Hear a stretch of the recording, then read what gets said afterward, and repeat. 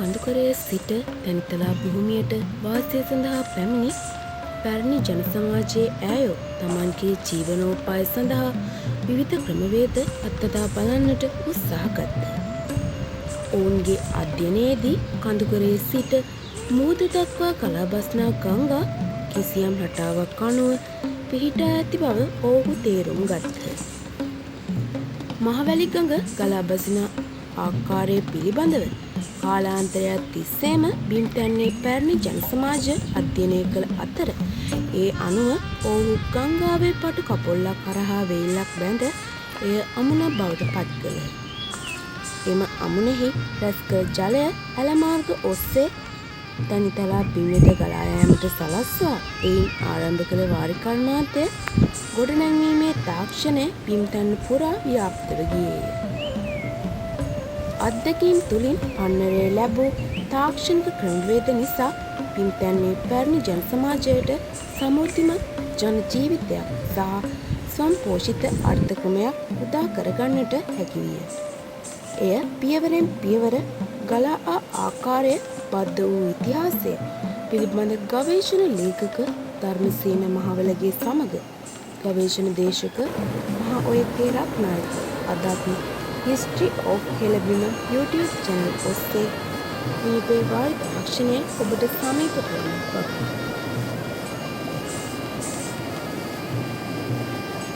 මිනිපේ ජලාශය කියලා කියන්නේ දැවන්ත ඉතිහාසයක් යට කරගෙන තියෙන වර්තමානයේට විශාල ආයෝජනයක් වෙච්ච තැන. ඉතින් ඒ පිළිබඳව අපට ඇත්ත විස්තරයක් නැත්නම් විකෘති නොවු සැබෑ විස්තරයක් විදිහට අවසන් නැත්නම් ඒ ගැන දකින පර්යේෂකයෙක් විද්වතෙක් විදිහට අපට හමු වෙනවා මිනිපේ මොරයාය රෝහල මාවතේ පදිංචි වෙලා ඉන්න ධර්මසේන මහවැල කියන දැවැන්තයා. ඔහු කවියෙක් ලේඛකයෙක් වගේම පර්යේෂකයෙක්. ඉතින් මම දැන් යනවා ඔහු ළඟට ගිහිල්ලා අපි කතා කරනවා මේ මිනිපේ ජලාශයේ ඉතිහාසය කොහොමද? ඒ ඉතිහාසය නැත්තම් මේ මිනිපේ ජලාශයේ ගොඩනගන්නට මැදිහත් වුණේ කවුද කියන විස්තරය ජනතාව ළඟට අරන් ඇවිල්ලා ඒ දැනුම සමාජගත කරනවා. ඉතින් මහවැල මහත්මයාණෙනි ආයිබෝවන් කියලා අපි පිළිගන්නවා. අපි මුලින්ම දැනගන්න කැමති මේ මිනිපේ ජලාශය නැත්නම් මේ අනාගත ජනතාව පෝෂණය කරන මේ දැවන්ත ජලාශය එදා ආරම්භ කළේ කොහොමද? ඔව් මම මිනිපේ කියන සඳහන් වෙන්නේ ලංකා ඉතිහාසයේ අපි දන්නවා මුල් යුගවල ඉඳන් මිනිපේ කියන්නේ විශේෂයෙන්ම යක්ෂ ගෝත්‍රික ජනපදයක් කියලා ඉතිහාස පොත්වල සඳහන් වෙනවා. ඉතින් මෙතෙන්දී ගොඩක් දුරට අපි දන්නවා විවිධ රජදරුවන්ගේ කාලවලදී මිනිපේ විවිධ නම් වලින් හඳුන්වලා තියෙනවා. මිනිපේ, මිනිබේ, මිනිපව්, මණිබාග, මණිමේකල, කොටසර, වේර මිනිපේ ඔන්න වගේ විවිධාකාර නම් වලින් මිනිපේ හඳුන්වලා තියෙනවා. එතෙන්දී අපි දන්නවා මෙතෙන්දී මොන නාමයෙන් හඳුන්වවත් මේ මිනි මණි කියන ඒ වචනේ අර්ථය අපිට ගත්තන් පස්සේ මණික් කියන අර්ථය තමයි අනිවාර්යයෙන්ම එතන නිරූපණය වෙන්නේ. එතකොට ඒ තුලින් අපිට හිතන්න පුළුවන් අනිවාර්යයෙන්ම මිනිපේ කියන්නේ මණික් වලට ඉතාමත්ම ප්‍රසිද්ධ ප්‍රදේශයක් කියලා අපිට අනුමාන කරන්න පුළුවන්. එතකොට දැන් මේ මිනිපේ ජලාශය ආරම්භ කිරීමේ ඉතිහාසයේ ගියොත් කුමන පුද්ගලයෝ මොන වගේ කාලයක වගේද ආරම්භ වෙන්නේ?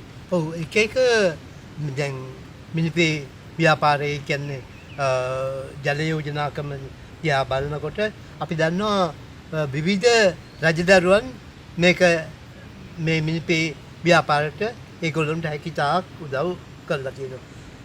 මට අලුතෙන්ම හම්බ වෙච්ච මේ පොතක සඳහන් වෙනවා මේ මිනිපේ ඉස්සෙල්ලාම ආදලා තියෙන්නේ වසබ රජුගේ කාලේ කියලා. ක්‍රිස්තු පූර්ව කිතු වර්ෂ ක්‍රිස්තු වර්ෂ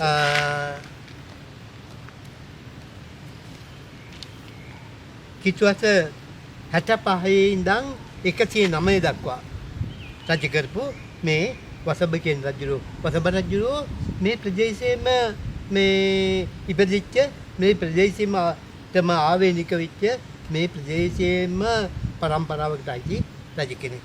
ඉතින් එතනින් පස්සේ මේක සඳහන් වෙන්නේ ලංකා ඉතිහාසයේ විකාශනයේ කියලා චන්ද්‍රදාස කහඳබාරච්චි කියලා අපේ විද්වතෙක් ඉන්නවා. එතුමා පොතක් ලියලා තිනවා.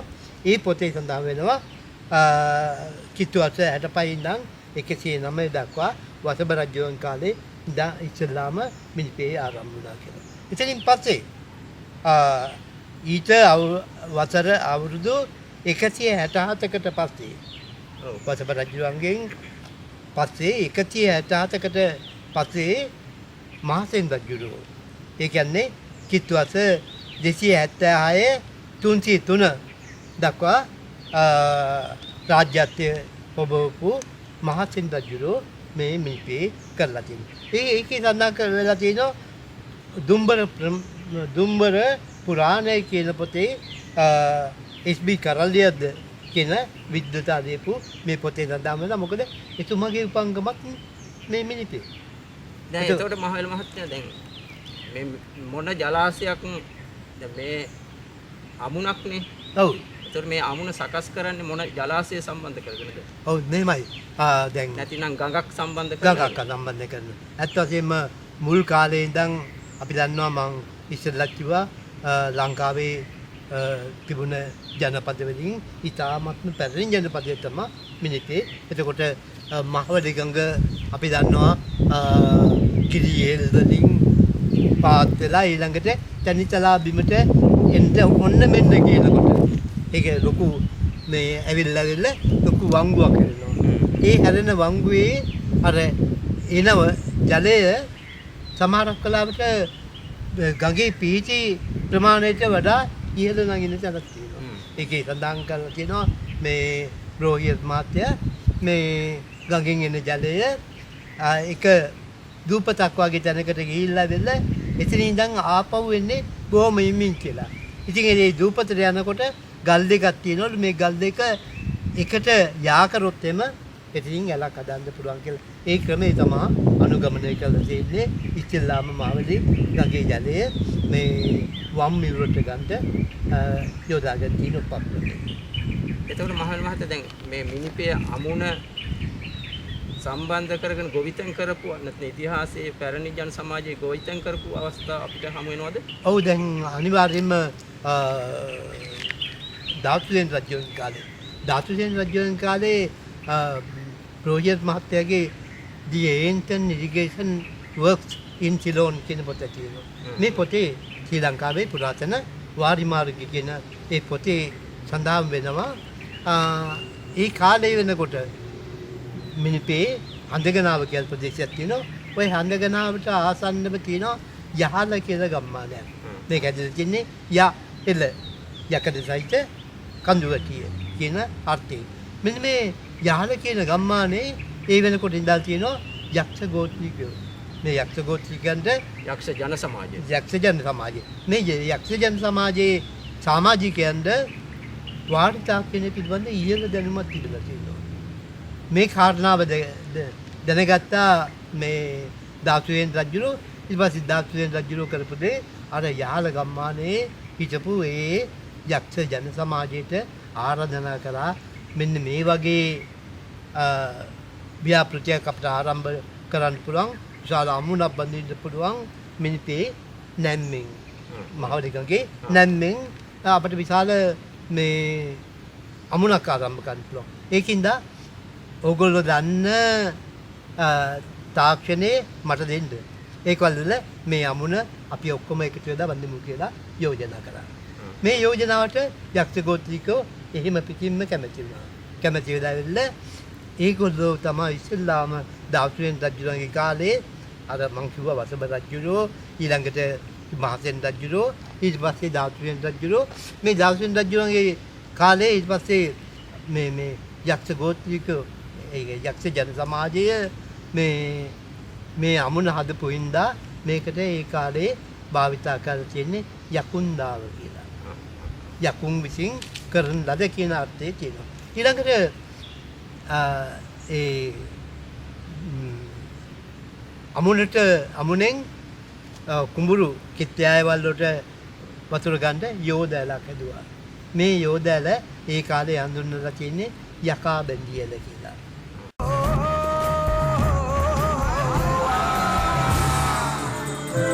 Zigamara